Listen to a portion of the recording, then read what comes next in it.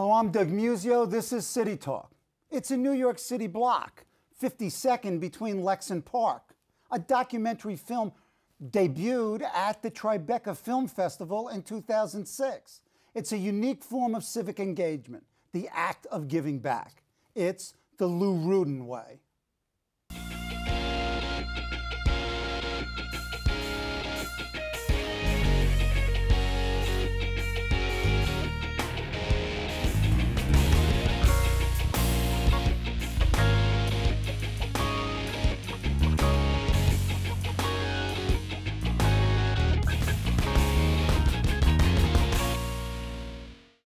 To talk about the Lou Rudin way is Bill Rudin, president of Rudin Management, a major real estate developer and building manager, and one of the country's largest privately held real estate companies.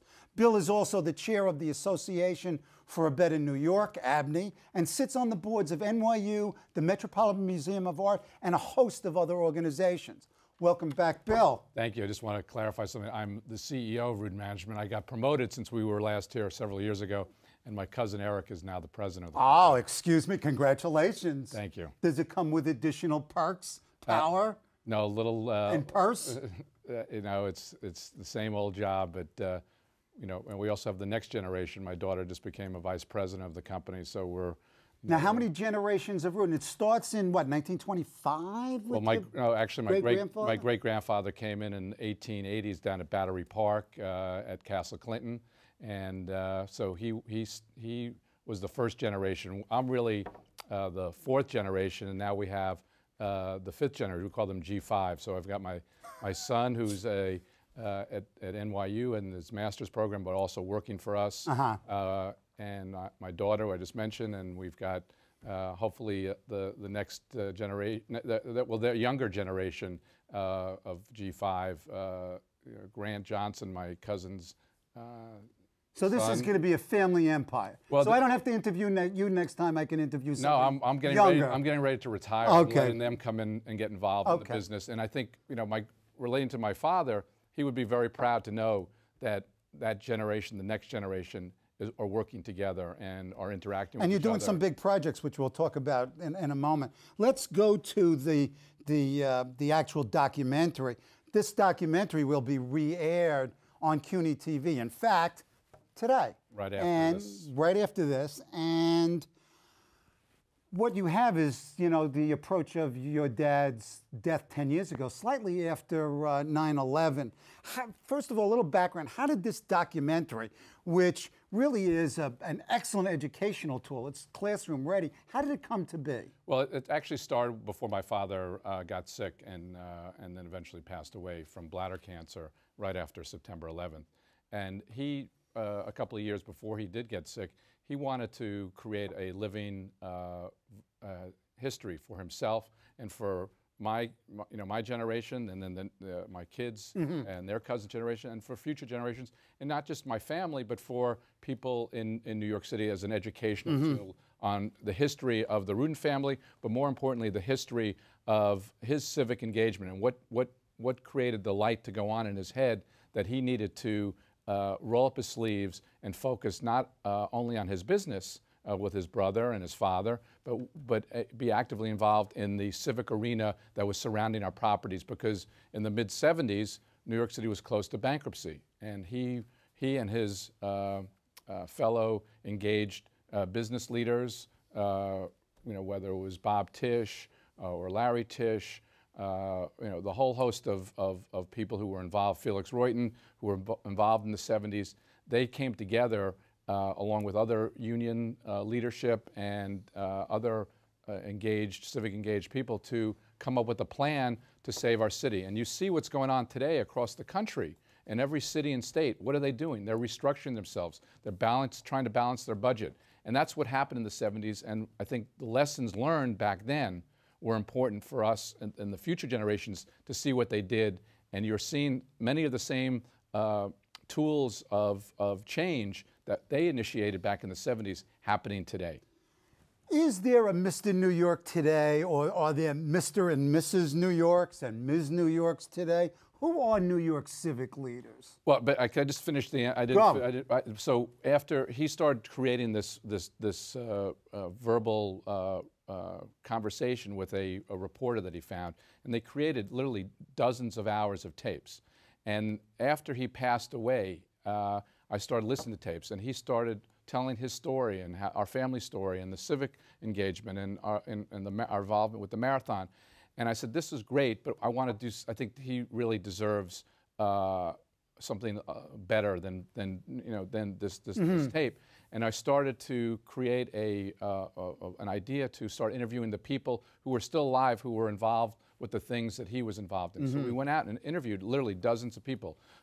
Gerald Ford, Bill Clinton, Hillary Clinton, Chuck Schumer, Mayor George Bush Sr., George 41, David Dinkins, on and on and on. Felix Royden, Sidney Poitier, Michael Douglas, who was a golfing buddy with my dad, and we just played together a few weeks ago in another tournament, raising money for an organization that my dad helped create called the First Tee, which will, in this year, they'll be celebrating the 10th anniversary of the creation of New York's First Tee, and we're going to have a big dinner on October 5th with President Clinton there in honor of my dad. But so we created this documentary, put it together, and edited it down to about an hour. We literally had hundreds of hours of interviews, and we previewed it at the Tribeca Film Festival in 2006. We run it every year on CUNY TV and other outlets, and it's really a fantastic educational tool that I think, as we said before, is relevant today, and a lot of lessons that are in there are applicable to what's going on in the world today. Let me go back to the previous questions. Are there, or who are the Mr., Ms., and Mrs. New Yorks today? Well, I think Do you have the same kind of leadership that you had in the 70s? The city's changed. The city's changed, but I think the leadership and what we were talking about before off the air was the problem my dad and the other leaders at that time had was finding people who believed in New York City. There were a lot of people and companies who were abandoning New York City, and so it was hard to find the people who agreed with him that he admitted this was enlightened self-interest. We couldn't move our properties across the river. So we had to make sure that the environment that our buildings were in were safe, clean, had great public transportation, had great education, all the things that to answer your question, Mayor Bloomberg, I think personifies many of the attributes that my father and his generation were trying to advocate for in terms of New York. Immigration, women's equality, marriage equality, all the things that make a great city. Culture. My sister is involved in many cultural institutions. Those are big drivers of economic development for the city. So I think Mayor Bloomberg understands it, and there's a whole new generation of business leaders. What's going on in the tech world is amazing. They're all engaged, whether it's through Facebook or other social media networks. It's different, but you walk in the streets and you feel the power of this city. Now, there may not be a Mr. New York per se, but there are many people who are shown great leadership and investing their time and effort to make New York a better place to live, work, and visit, which is sort of the Abney mantra. Sure. Let's go back 10 years. I mean, let's go to the World Trade Center site. Looking at the site, I come through the helix coming from New Jersey, and I see the skyline, and where there was, as Bruce Springsteen said it, empty sky. Yeah. There's no longer empty sky. No, what's going on down there? You were part of the Downtown Alliance. What's going on? Well, there again, following in my father and my uncle, who's chairman of our company, who's still actively involved in our business, we rolled up our sleeves. We got engaged with the city, and Mayor Giuliani came up with an incredible redevelopment plan back in the mid '90s, and we've just continued that philosophy of diversification of the tenant base in downtown. Condé Nast. Who would have thought in a million years that Condé Nast, one of the great media companies in the world, would choose the World Trade Center site for their new home? That's a game changer. It's something the people who live and work and have been involved in Lower Manhattan, this is what we dreamed about, and it's happening. You walk downtown, you go down to our tech building at 55 Broad Street, you see the energy that's going on. You go into our building in Tribeca, which has a whole host of international media companies. We have on 2 floors. They just took over the old AT&T space. It's a subsidiary of Dentsu. They're dealing with social media. They've built the most phenomenal space I've ever seen. This is the future of New York, tech and green. This is my kids' generation, and I think my kids, they get it. They're involved in different organizations. My son is involved on the First Tee Board. My daughter's in Big Apple Circus and Incarnation House. My daughter's children, they're all involved in New York City. So it's a different, it's a different way than it was when my father was around, but it's innovative. You talked about the, sort of the dream being realized in the World Trade Center, but over the last 10 years, there were many times when the dream was really a nightmare. Why 10 years? Why did it take so long? Come on. It's New York City. It's complex. There are many voices. It's democracy at its best, and sometimes at its bureaucracy at its worst. It's complexity, but it also, in the end, you'll see when those buildings open up, and the memorial opens up in a few months, it's going to be an amazing experience and emotional, but also looking forward. This will be a dynamic 24/7 city in terms of Lower Manhattan that we've been working for 15, 20 years to create. Go to the time machine, World Trade Center, 5 years. What do you say? I say amazing. I see millions of people visiting the memorial. I see hundreds of thousands of people going to work every day. I see millions of people living downtown, using the open space, using buildings that are environmentally friendly and green, which is very, very important. And I think you'll see a totally revitalized Lower Manhattan with great transportation, which it's always had, but a new building stock, which is very important for the growth of our city. And to me, it's about jobs, creating jobs.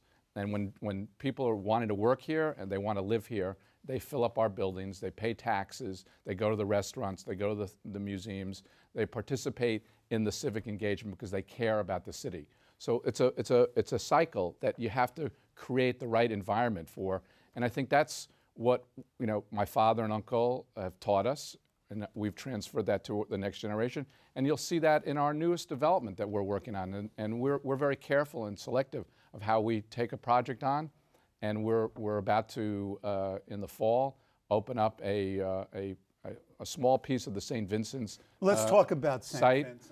And here it's a great model for what my family has always been about. Go ahead. When we get involved in the project, we try to engage the community because we understand our buildings don't stand alone. You've been doing a road show, in fact, to the community. Well, we've been meeting with all the people who live and work in the neighborhood, who care about the aesthetics, who care about the environment, who care about health care. And when St. Vincent's unfortunately closed a year ago, we had a contract with the estate. Mm-hmm. We went about trying to find an alternative healthcare provider. We found North Shore Long Island Jewish Hospital, the city's biggest hospital provider. A little known fact, they just bought Lenox Hill Hospital, and they foresighted thinking created a new model of healthcare delivery. It's a hospital that has an emergency room on the ground floor, emergency department. They'll have ambulatory surgery and diagnostics and other services for the community without beds. And it's a much more cost-effective mechanism to deliver health care, and the people in that community have suffered for the last year without appropriate health care. And that was a major component in terms of what we knew we had to accomplish to satisfy the concerns of the community, satisfy the concerns of the elected officials, that we were going to create a sustainable and community-sensitive project. We lowered our height and bulk. We agreed to save 5 buildings, the O'Toole building, which is where the original new hospital was going to go and be torn down. It's now being saved, and that's where Long Island Jewish will put North Shore will put their health facility. And then on our side of the street, the main campus, we're saving 4 magnificent historic landmark buildings that will be converted to condominiums and housing. And then we're going to build a new tower on 7th Avenue. All with the philosophy of creating an environment for the community that is positive. Open space across at the Triangle, and we also helped underwrite and create a public school on 16th Street. Reactions of the community. What are the skeptics saying? Well, I think there's a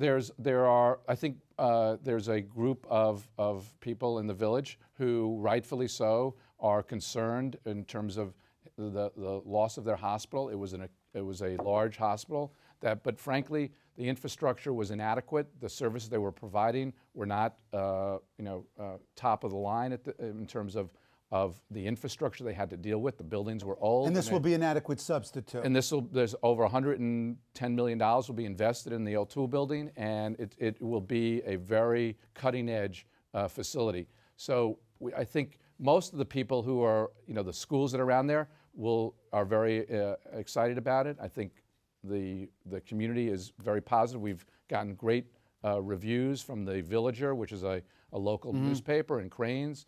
And local electeds? Local electeds seem very, very positive, and they understand with the fiscal constraints that we live in today that there is no $800 million to create a full-scale hospital. So we've addressed, I think, most of the concerns, maybe all of the concerns of the community, and that's always been our philosophy in any development that we've been involved in. Okay, let's talk about Abney.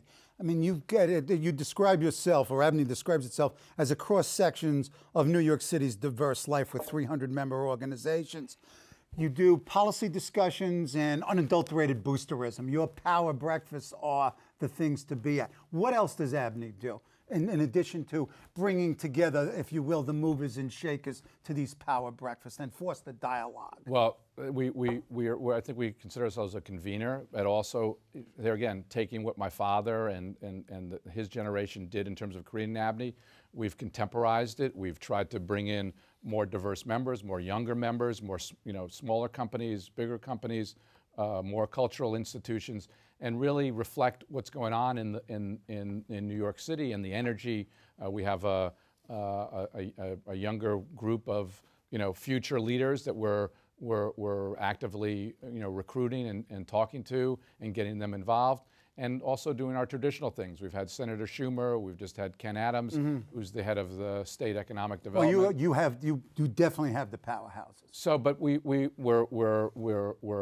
try to focus on the issues, whether it's immigration or economic development, education, the issues that are very important to our city that will help enhance it and help make it grow and help be attractive to the companies and the people that want to come and live and work here. So that's what we've been doing. State of real estate in New York in 2011. Just generally, where is the real estate industry? What does the market look like? Well, as I mentioned before, we're about to open a project that we bought from St. Vincent's in 2007. We didn't get possession of the property until the beginning of 2010. And so, but as we were getting close to when we would get possession, we started to, and now we have to remember, this is end of 2009. The economy is still a little weak, significantly weak. But we made a decision. We thought this was a 100,000 square foot building on 12th Street. And it was originally built as an apartment building in the 1940s by an architect named Hyman Feldman was the architect. And it had been about 100 units in there, and we've, my daughter, who's involved with the design, we've brought in Rick Cook, a very well-known green architect, and we've created a very dynamic and 43 residential units in this building.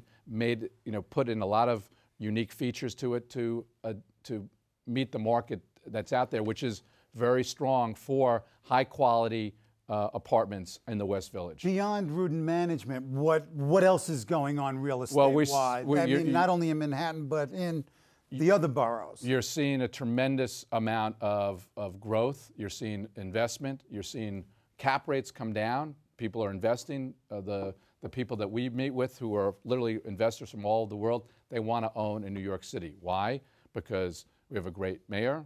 We have a great governor. We have people who understand the dynamics of how to get our country, get our city and state back in a fiscal order. And you're seeing the reemergence of young people and families coming into the city because they believe in what's going on. Crime is down. Education is much better. You have much more choices with charter schools, public education, private schools, and then our higher education, CUNY, NYU. The applications are to try to get in these schools are off the charts. Okay, where do I invest? I think you invest where you think you can, where a neighborhood is evolving, and you can go to the outer boroughs. Give me some hints. Come on. Well, I think you have to. It depends on what your tolerance to risk is and what your capital base is. But if I want ambience. I want life. I want juice. Yeah, but you want to be I want to make money. I want to enlighten. No, but you have to find that neighborhood that's just making that. I need some. Come on. You got to. Well, we're making our bet in the West Village. So, but we're. What about in Queens? I need some help. I think if you go into many neighborhoods in Queens, you'll see the resurgence that's going on and the amount of people. So you're not going to tell me. I'm not going to give you specifics. Okay. You got to figure that. You're the professor. You got to figure that out. You're the real estate guy. Okay. Let's talk about the state of the New York City and New York State economy, and then turn to, you mentioned Governor Cuomo, the Cuomo budget and Cuomo fiscal policy. Let's talk about the economy, where it is now, and where you think it's headed. It's definitely much better than it was 6 months ago, a year ago. There's capital flows. Their banks are starting to lend again. Businesses are expanding. We see that in our own business with our tenants. I mentioned before. Literally, that company at 32 6th Avenue, initially a year ago, took 50,000 feet. 3 months later, they took another 50,000 feet. They doubled their space within 6 months. So that was indicative to us that the markets were getting better. The companies were feeling positive about the future. And I think there's multiple reasons for that. The change in Washington in November, the election, and the tax. Meaning what? Well, I think people with how quickly in the lame duck they extended the Bush tax cuts. They created a little bit more certainty in where the economy is going. Now we've got a budget, federal budget issue that is obviously very problematic. But I think for New York City, all the things in terms of the mayor and the city council and Chris Quinn and what they did in terms of keeping our budget relatively balanced and dealing with the issues before they got out of control, as you see in other states. These are all positive things for people who are making decisions to invest in New York. What about Cuomo, the budget, fiscal policy? Well, you described him as great before. Well, because he came into office and had a clear path of where he wanted to go in terms of dealing with health care, dealing with the state budget, dealing with marriage equality. There are 5 or 6 things that he focused on, and he's checking the boxes off in a very difficult climate to manage our state budget. And I think that he and Speaker Silver and Leader Skilos deserve credit for coming in with an on-time budget and making the tough decisions. They have more work to do to solve some of the other issues, but there seems to be a constructive dialogue between them to try to solve the problems that we face. Delighted with the appointment of Ken Adams. Ken Adams has been actively involved with ABNY and obviously with the New York State Business Council. Right. And we've been on shows together where we talk about fiscal austerity and how to solve some of our problems to balance our budget, because we keep taxing our way out of our problems. We're going to wake up one morning and companies and families will have moved out of this city and state. So you have to balance social needs with the economic realities and find innovative solutions like we found in terms of dealing with the closure of St. Vincent's. And it has to be a public-private partnership, which is something that really ABNY established in the mid-'70s, working with government, working with labor, working with business community, working with the civic community to find the solutions to a lot of complex issues that we face. Do you see the current situation in terms of bringing people together of various interests and organizations similar to what happened in 76? Do you have that same type of feeling and coalitions and alliances that you saw? Yeah, I think so. But working with Ken, that was a perfect example. ABNY, the Business Council, the Citizen Budget Commission, the Real Estate Board. We started dialogue with each other to find common ground on issues that we should be promoting together and talking about. And the first on the list was the state budget issue. And we went out individually and collectively with that theme and try to bring in a whole host of other groups together to deal with that issue. And out of that came, I think, some very positive ideas and concepts, to the point where Ken Adams is now, a senior member of the Cuomo administration, and understands the needs of the business community and trying to address them so that we are competitive. We are attracting companies to invest in our city and the state. What do you see as the major problems or obstacles confronting the city right now in terms of its development, growth, et cetera? Well, I think immigration reform that Mayor Bloomberg has been out front on. And specifically, what would you personally want to see happen at the national level? Well, I think having the H-1B visas become much more easy. You're talking about bureaucracy before, easier to get for people. We're educating the best and the brightest, whether it's at CUNY or NYU or Columbia, and unfortunately, if they don't have a job in this country or don't qualify for the visa, they go back. So why are we doing that? We're educating, and these are the entrepreneurs and the young innovators that we want to have come and live in our city and create jobs. Dream Act. It was too bad that it didn't pass, and that's a national, very complicated issue.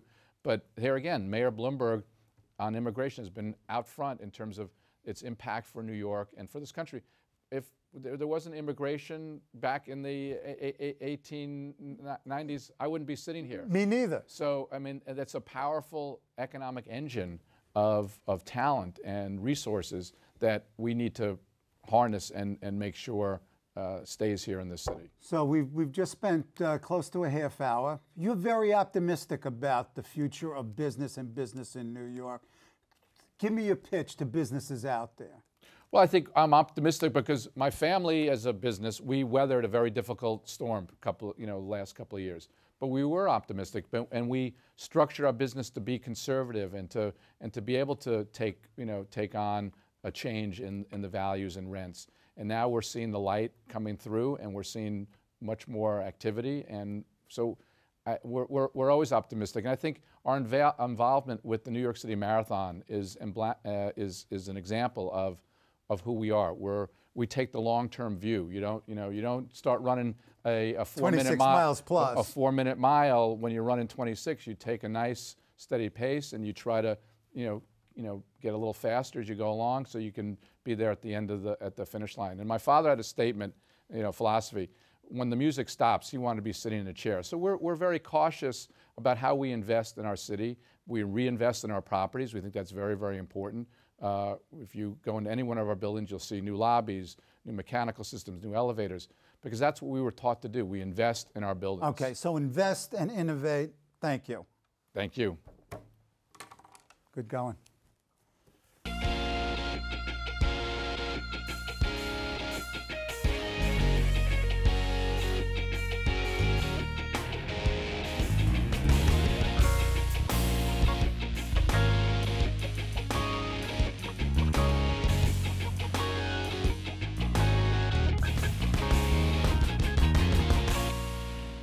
Hello, I'm Doug Muzzio. Let us know what you think about this show. You can reach us at CUNY.TV. When you get there, click on the bar that says Contact Us and send your email. Whatever it is. Thanks, no thanks, obnoxious, do it. Send it.